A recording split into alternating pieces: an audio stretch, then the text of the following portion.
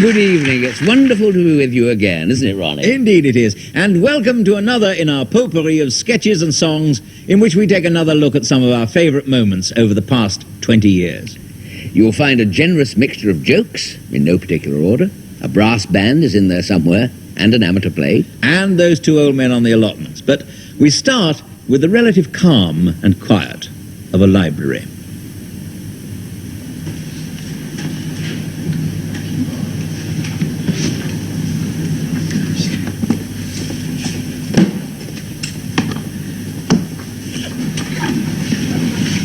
Hello, I want to join the library. Do you mind not shouting, please? I can't help shouting.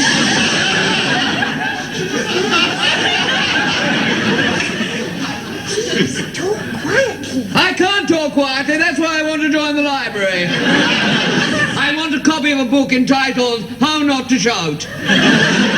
Chief Librarian. Thank you very much indeed. Mr. Simpson, Yes?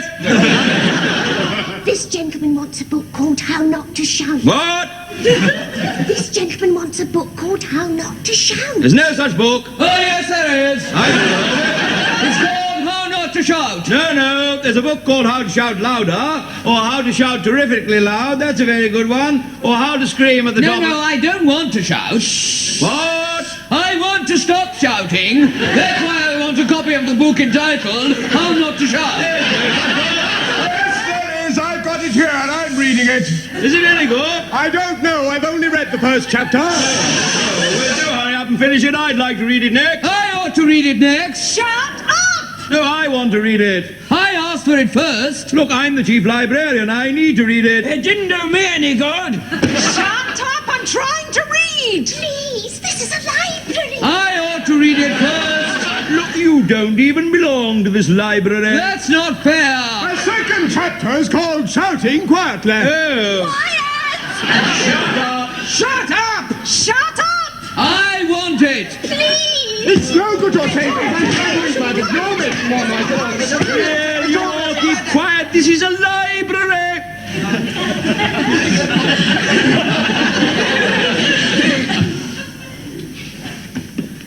That's better. Now then, we haven't got the book. In that case, could I have a copy of a book entitled How to Control Yourself in a Library? I'm afraid that's out. Oh, dear.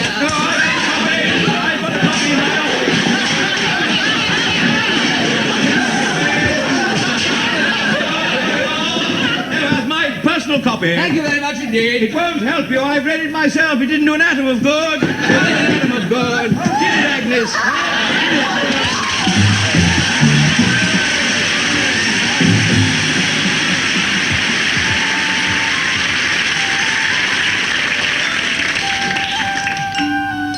You still getting that dizziness when you wake up of a morning? Yes, I am, yeah.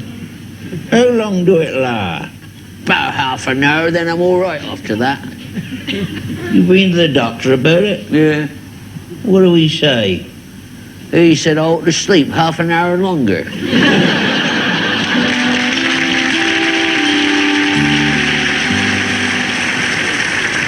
This is a time for plain speaking. A time when we must face facts squarely, without shilly-shallying, without equivocation or beating about the bush. Now, I believe, as many of us believe, that we will, all of us, as we have before, and can, nay, must, once again, if we are to be, and make no mistake about it, we cannot afford not to be. And let us be quite clear about this. In the past few months, we have proved, without and beyond any doubt, that we do. And will continue to do, boldly, imaginatively, and fearlessly, as we have done in the past. And indeed are quite capable of doing yet again, or not. Now, that is the question you must ask yourself today. But I hear you say, if only it were that simple. Now I know, and here I must digress for a moment, and I do have the facts to bear me out. Today, in Britain, in 1966, 20%, or to put it another way, 5 out of every 100, or to look at it in simple terms, 2.5 in every 44.7, as against 3% of the entire population of Britain for the same period from 1945 until last year. Now, what other party can make that claim? But what does it all mean, you say? Well, I'll tell you, quite frankly, that we can't do it alone. Now, we believe, as we have always, and will always believe, that we might, nay, could, nay, will, once more, together, firmly and resolutely, we, and when I say we, I mean us, all of us, nor flinch in their duty, nor shall we fail them now. The answer is in your hands. Thank you.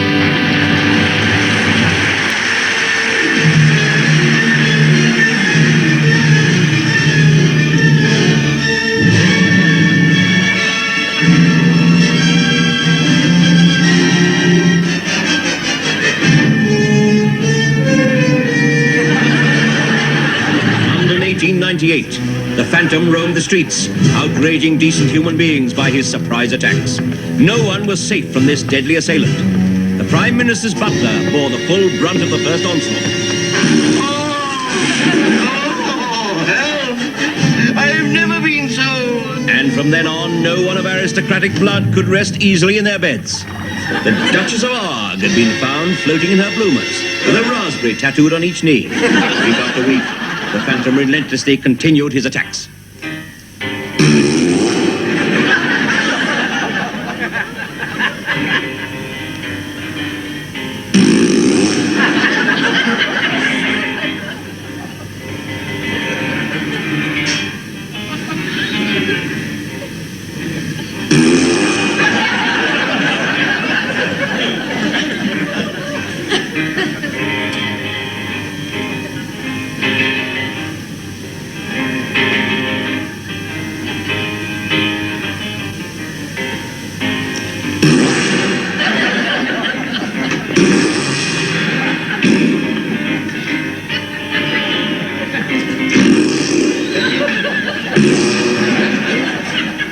Time and time again, the Phantom struck all over London.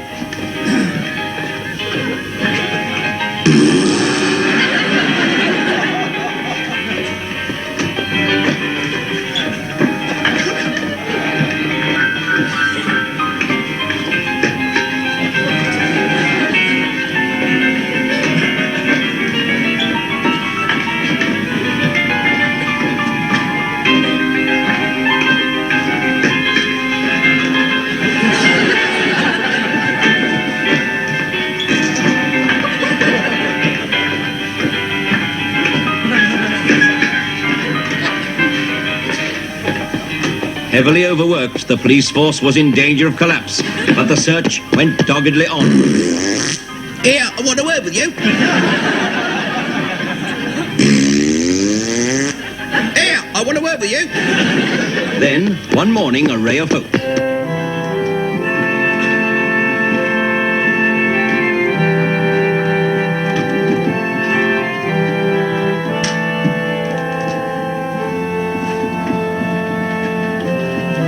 Sorry to interrupt your twiddling, Inspector, but this is Mrs. Socks. What is? This woman I've got hold of here. Oh, is it? Good afternoon. Please sit down. Thank you. No, not juice. Now, Mrs. Socks, would you tell me, please, all you know about the Phantom? Well, he's my son. Oh. Oh. I know I shouldn't be informing on him to the Rosses, but I think you ought to know why he's a-doing of it. And why is he a-doing of it? Well, I've known him since he was born. It all started with his father. Yes, it would do, yes. And Socks and I were a happy pair. He was a master rubber cushion moulder. Naturally. Well, he was employed by the late Lord Cardigan, a wealthy practical joker, to make whoopee cushions to embarrass his guests at dinner. Well, one of his guests, General Fergus Park, was outraged, and he in turn decided to make whoopee cushions bigger and better and louder and ruder to embarrass Lord Cardigan. I see. This started a conflict between them, and the pressure upon my husband was terrific. Lord Cardigan worked him night and day to outdo General Park. Quite. I do hope I'm not boring you, Inspector. Not at all. Go on. Finally, exhausted after 10 years of conflict, they called a truce, and both invited Ernest tonight to dinner. But, unbeknown to us, they had secreted an explosive giant whoopee cushion under my husband's chair. Then what happened? Well, as he sat down, the shock was too much. He had a seizure in his legs. Then what did you do? So surprised, I nearly wet the tablecloth with my white wine. And your son swore revenge on behalf of his father? Indeed he did. Swore something terrible. Where is he now, then? I don't know. I wish I did. What did you say his first name was? Dick. Dick. Dick. No, just one Dick. Sergeant Bowles, Yes, sir. arrest all men called Dick. Very good, sir. Anyhow, ever since his father's death, he swore to get even by attacking the ruling classes, even royalty. Even royalty, eh? Do you know what this means, Sergeant Bowles? No, sir. No, I didn't think you would. It means he may attack even royalty. Her Majesty. We must protect the Queen's person at all costs. Yes, sir. Who is the Queen's person, sir? I have no time to bandy legs with you, Bowles. The Queen is in mortal danger. Even now it may be too late. We must round up all those who are loosely connected with royalty, whose Christian name is Dick. A seemingly hopeless task. Pardon? No, I didn't speak. How could even the great Inspector Corps of the Yard trace one madman in a city of 6 million inhabitants? As luck would have it, the first person they questioned, called Dick, also had royal connections. Dick Harris and Sons. Loyal subject, you say, Bowles? I don't know, sir. He says cobblers to the Queen. I think perhaps we better investigate. Good day, my man. I'm a police officer. They'll be ready Thursday. I have not come for shoes. I am pursuing inquiries. Well, they ain't been through here. Henry. That's Henry, my brother. He be daft. Not like me. I'll be saving 2 shillings to get married. When were you cobblers to the Queen? I wasn't. Then why is it on your sign? Oh, I shouted it once in Hyde Park. Shut up, Henry, and dip your head in a bucket of water. Gets these terrible throbbing pains in his anvil. I think we're wasting our time here, Bowles. Sure. Well, that's right, gentlemen. They'll be ready Thursday.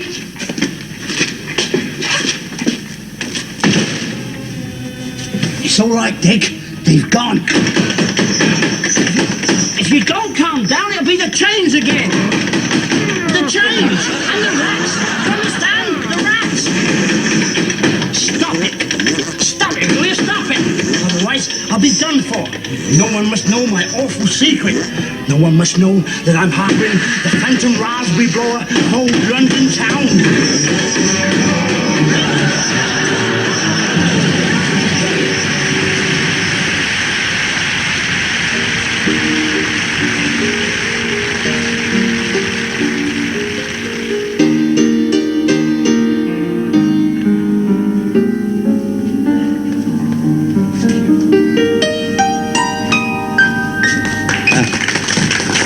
Thank you.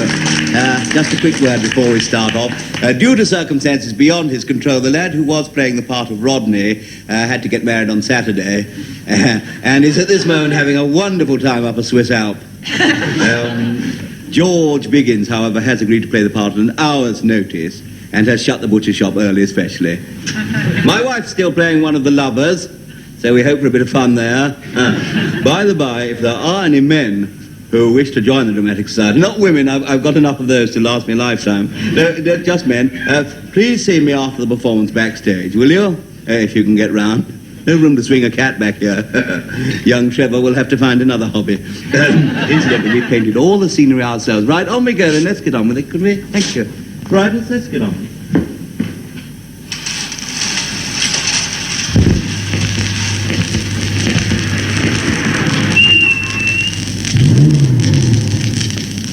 Good gracious, the master! And me with my dumplings on the table.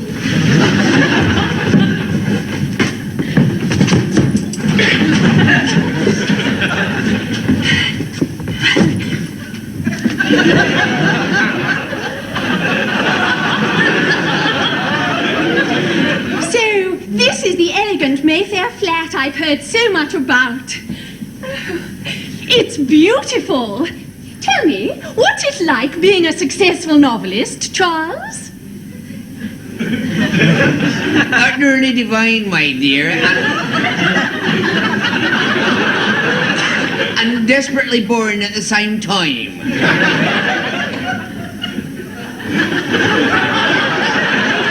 Money isn't everything, darling. Money? Money cannot bring happiness, but it enables you to be miserable in comfort. What has money brought me, dear? You've got your yacht in Cannes. Oh, you're so lucky. You can lie on the deck and sunbathe all summer. Heaven. I get tired of lying in cans. One feels so like a sardine.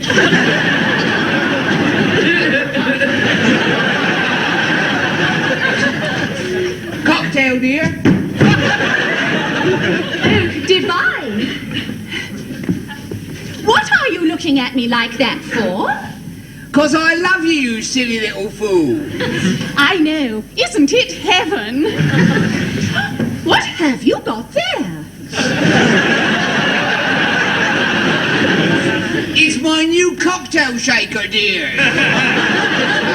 Isn't it divine? Heaven! Olive? Yes, Charles. Stuffed? No, just a plain olive, thanks, Charles. Very well, Cynthia.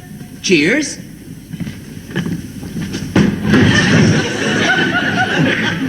When will we be married, Charles? Just as soon as my dreadfully boring divorce comes through, dear. Remember, I got a grown-up son. Still, let's not think about him. He's miles away up at Oxford. Master Rodney, sir. Good heavens! What?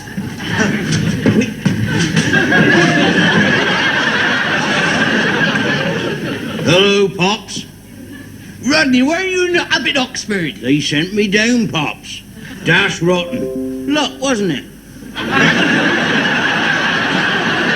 must phone the governors at once. How dare they treat a sensitive person like you by pushing you aside in such a way, like that?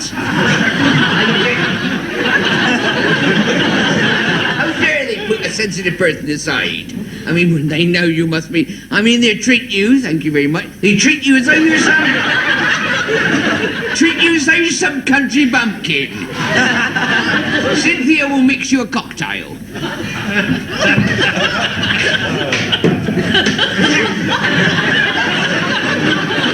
You! What are you doing here, Snithier? I thought I'd never see you again. Your father doesn't know about us, does he? I've told him. I've told him nothing. What? What a relief. Cocktail? Well, as long as it's a little one, I'm not really old enough. Oh, Rodney, do you remember what I said to you in Oxford that night in the shrubbery? Well, as long as it's a little one, I'm not really old enough.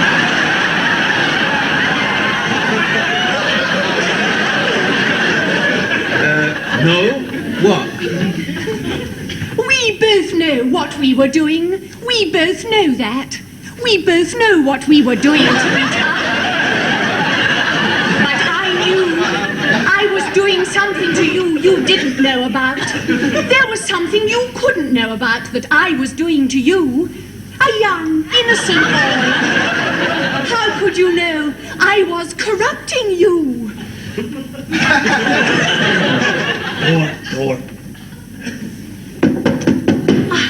Oh, God, is there no privacy anywhere? If you want people to leave you alone, you should have your doorbells disconnected. Knockers! If you want people to leave you alone, you should have your knockers disconnected.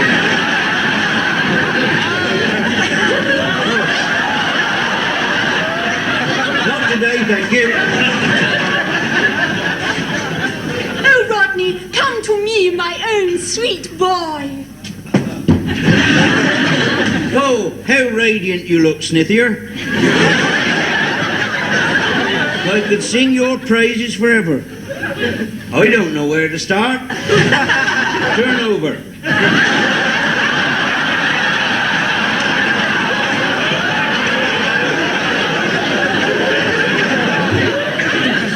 What a curious expression, Snithier. What are you thinking? It mustn't happen. It can't happen, not this way. It must. I don't care about the world. Kiss me.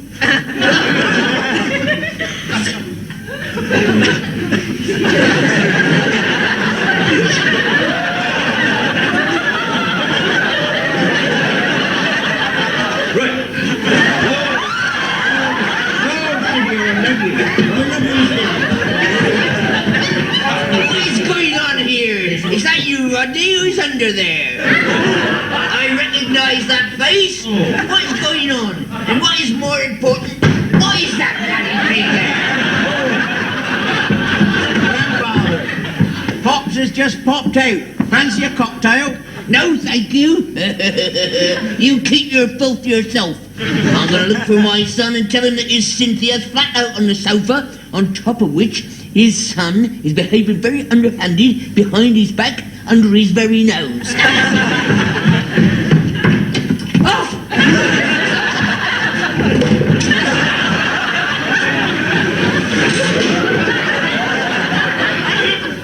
He's fainted.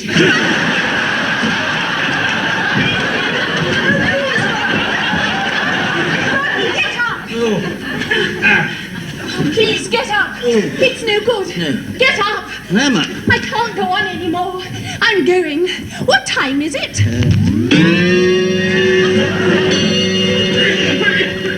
1 o'clock. I must go back to the south of France. And you, Rodney, you must return to your music. So this is the end.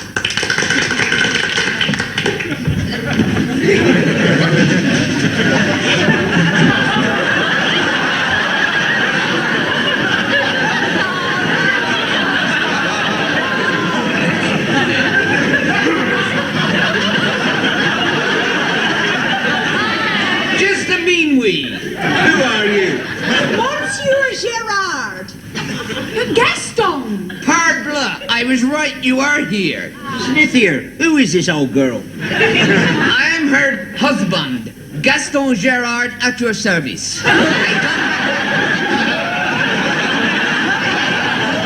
I come from France. Did you not get my letter? Husband?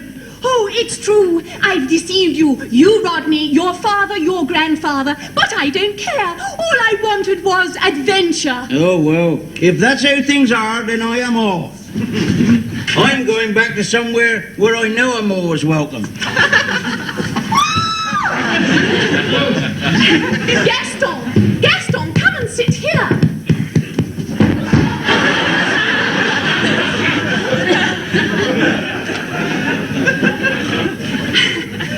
You must forgive me, you know.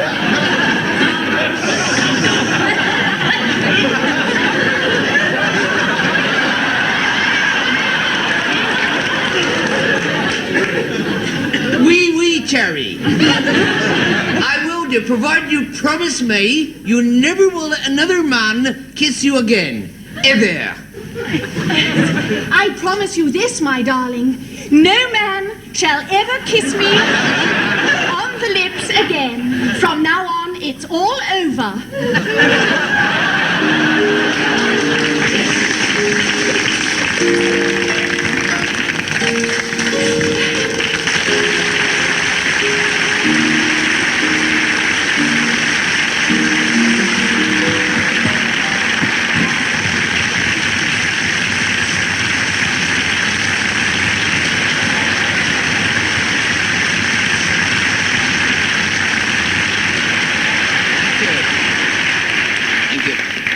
Tonight I'd like to tell you a very, very funny joke. No, this is the sort of joke which will still be loved and enjoyed even when it's 100 years old. A week next Tuesday. Why do I bother, I ask myself? Why do I carry on every week, you know? When you consider that for 3 times the money I could go and work for British Rail, really. Who says crime doesn't pay? Anyway, if I had gone... Now, if I'd gone... I didn't say that very loud, did you notice that? If I'd gone into films, by now, I could have matured into a huge international sex symbol. You can laugh. You can laugh. Did they explain that when you came in? You can't laugh. No. But I'm laughing. Won't you join us? For a strange quirk of fate, I could have been the new Charles Bronson. If the old one had been a pint-sized comedian wearing glasses. Actually, I'm being unfair to myself again there. All these stories I put around about being small. I mean, when I say that for 3 months I served as a shop steward on a silicon chip. It's just part of my professional repertoire. The truth is, I've always been a bit sensitive about my physique. Since the time I went into hospital, took all my clothes off, the doctor rushed over and gave me the kiss of life. I suppose, really, I should never have got undressed in the first place. Strictly speaking, my wife wasn't even allowed visitors.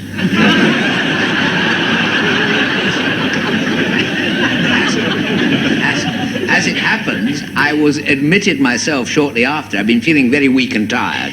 Nothing the doctors did seemed to help. At one point, they put me on a course of iron tablets, and I went down with metal fatigue. See, people never take me seriously, like the dressing rooms they have given me here at the BBC. You won't believe this, but until a month ago, I was still classified as a glove puppet. Until the start of each show, I was kept folded up in a biscuit tin with basil brush. Worst of all, there must be this set, a box with a chair in it. Well, this week, my pride got the better of me, and I went to complain to the controller of BBC One. He said, "Don't worry about a thing," he said. "As from this week, we're giving the whole set a facelift. More sparkle, more glitter, more razzmatazz," he said. He said, "You won't even recognize it." Pathetic, isn't it? Really pathetic. I mean, little things please little minds. Shall I? If only it were that simple. Do you realize that one stab with this, I could cause a national walkout by the Amalgamated Union of Balloon Poppers? So I won't bother. So why should I descend to their level? Mine's like children, all of them. Oh, it reminds me. Little wave to my own children. Only we had a row this morning about watching Daddy on television, They wanted to go to bed.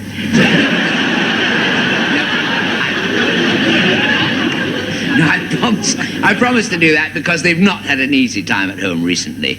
The riots in the hamster's cage are just entering the 3rd week. And on Monday afternoon, our little boy came in very distraught. His piggy bank contracted swine fever. Had to be put down, very sad. Added to which, last weekend, our young puppy dog was sniffing around the front room, accidentally swallowed the remote control gadget for the television. All a bit unfortunate. Now we have to twiddle his tummy to get BBC One. If we want ITV, we've got to twiddle the top of his left leg. Thank God we never watched BBC Two. Anyway, on to the joke, which concerns which concerns this... It's made me go pink, that joke. which concerns this rather posh, well-to-do lady from Belgravia who one day takes her young son for a day out to the local cattle show. You see, and the son is all agog because he's never seen a cow close up before. Well, he's seen bits of them, you know, among the Yorkshire pudding, but he's never seen what they look like all put together. And as they're standing there looking at one particular cow, an old farmer comes up and starts feeling the animal all along its flank, you know, pressing and kneading the muscles, pinching the skin around the tummy. I think he was trying to get BBC Two as well, actually. Generally feeling the cow's body, you see. And the boy turns to his mummy, he said, "Mummy," because he knew her quite well. So he said, "Mummy," he said, "what is that man doing that for?" Well, his mother said, "Well, he has got to do that. You know, that tells him how much meat there is on the cow, and if he thinks there's enough, he'll buy it." You see? It's quite educational, this joke, isn't it? Yes, it is quite educational. Anyway, so, that's about all it is. Anyway, no, it isn't. It gets better in a minute. So a couple of days later, the boy is sitting at the breakfast table in the family's plush mansion house, tucking into his quadraphonic Rice Krispies and wearing a bit of a frown. So his mother asked him what's on his mind. He said, "Well," he said, "you know me, you told me the other day, Mummy," he said, "about that farmer and the cow at the cattle market." "Yes," she said, "yes." He said, "Well, I was just walking past the kitchen a few minutes ago, and I think Daddy wants to buy the cook."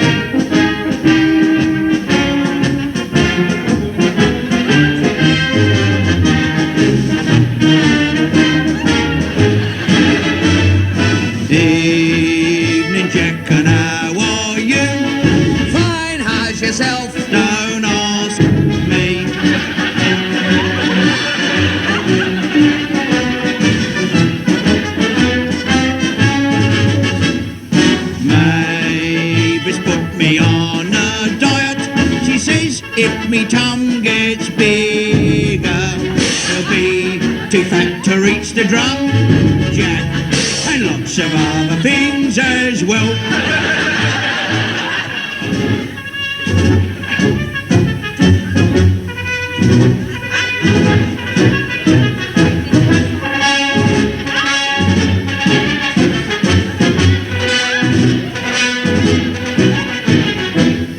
Tell me how's your love life, Jack? Full of the joys of spring. Is it still that 6-foot brunette, the one with the enormous? Her name is Mary Jane. She works at the mattress factory. She says that life, like a bed, is what you make it, as long as you take it lying down.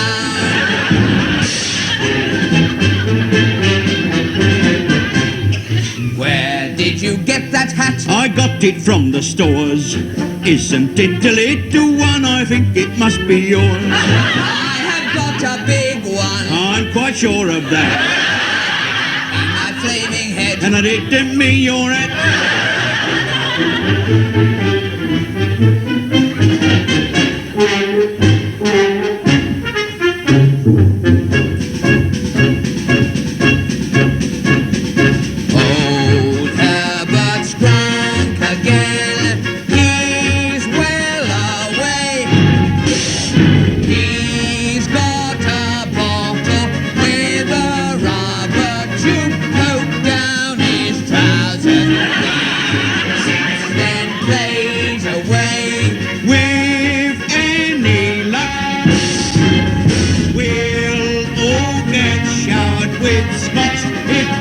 Decides to blow instead of suck.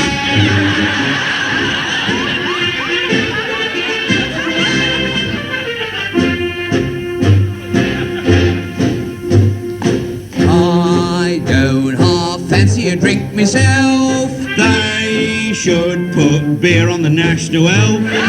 You'd see a different show tonight. The band would get hissed and Mozart and Liszt. You're probably right.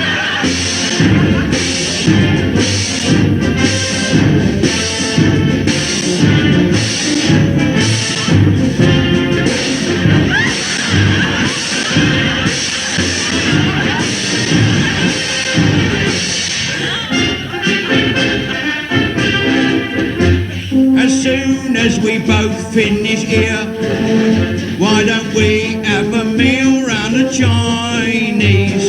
Or else I should go off me nut, 'cause me stomach thinks me throat's been cut. I'd much rather go round the pub to refloat my kidney that is sinking. I don't want to fill up with rum, that little space that I've reserved to pour some drink in.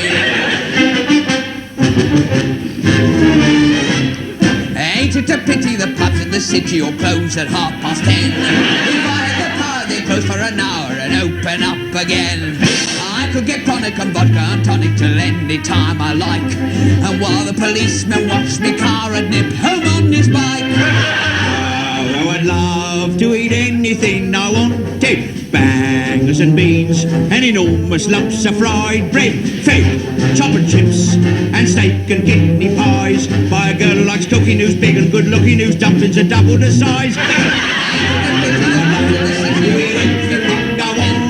If I had the power, they'd go for an hour and open up again.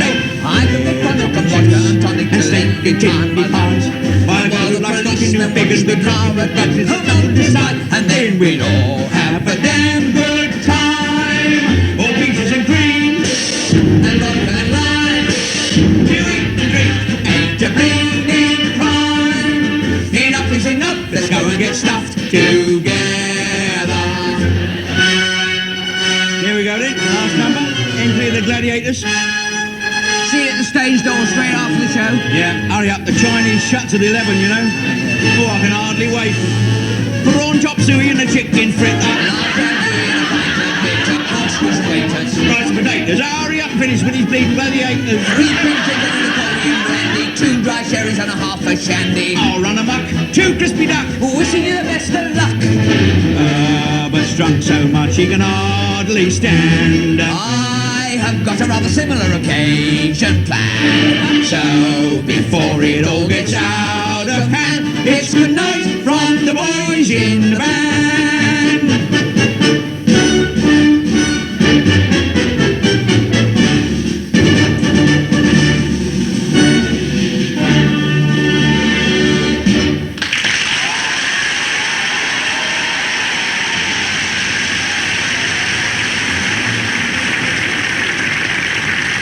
Well, that's just about all we have time for tonight. We hope you've enjoyed this night of nostalgia. And next week we'll be back with more of the same. But before we go, the news in 1974 looked like this. Next week, a famous millionaire reveals how it feels to have piles of gold.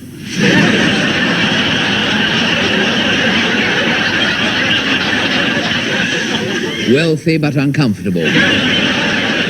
And now news from the courts. In the Central Divorce Court today, a lady clairvoyant was granted a divorce on the grounds of her husband's adultery next weekend in Brighton. Here's the late news. Mr. Healy gave some interesting figures on education today. In the Greater London area, 1/2 of the population can't read, 1/2 can't write, and the other 3/4 can't hide out.